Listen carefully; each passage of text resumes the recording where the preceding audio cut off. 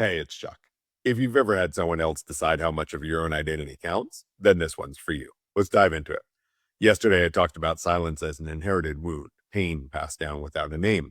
But today's wound is different. It's not silence, it's being handed a fraction and told that that's how much of you is actually real. Dr. Kim TallBear, professor of American Indian Studies at the University of Minnesota and citizen of the Sisseton Waputun Oyate tribe, has spent her career studying what happens when identity gets reduced to a number.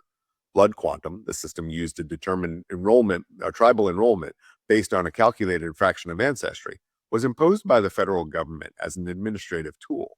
And Dr. Tallbear's research has found that the actual function was never really about identity. It was designed to shrink people's ability to claim their ancestry. Every generation of intermarriage lowers the fraction, meaning that the system was built to mathematically define Native people out of existence over time, without a single overt act of removal required. Dr. Felina Cordova Marks, assistant professor at the University of Arizona's Zuckerman College of Public Health and a member of the Hopi tribe, and Dr. Stephanie Russo Carroll, associate professor of public health, associate research professor at the Udall Center for Studies in Public Policy and its Native Nations Institute at the University of Arizona, and a citizen of the native village of Kultika in Alaska, published a 2024 paper in the Journal of Global Indigeneity. They found that the psychological impact of blood quantum on individual indigenous identity had almost no peer-reviewed research behind it. In fact, it had all of two results in a major psychological database.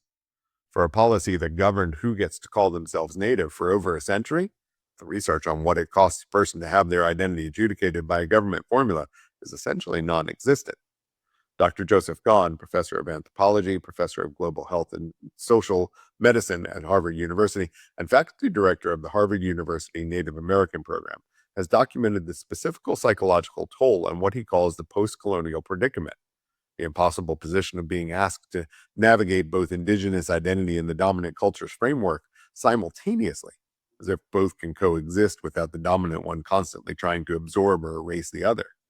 For many indigenous people, the mental health cost of living in that tension, never being able to be fully claimed by either world because one world built a formula to decide how much of it counts, how much of you count, is something that the clinical field is only beginning to name.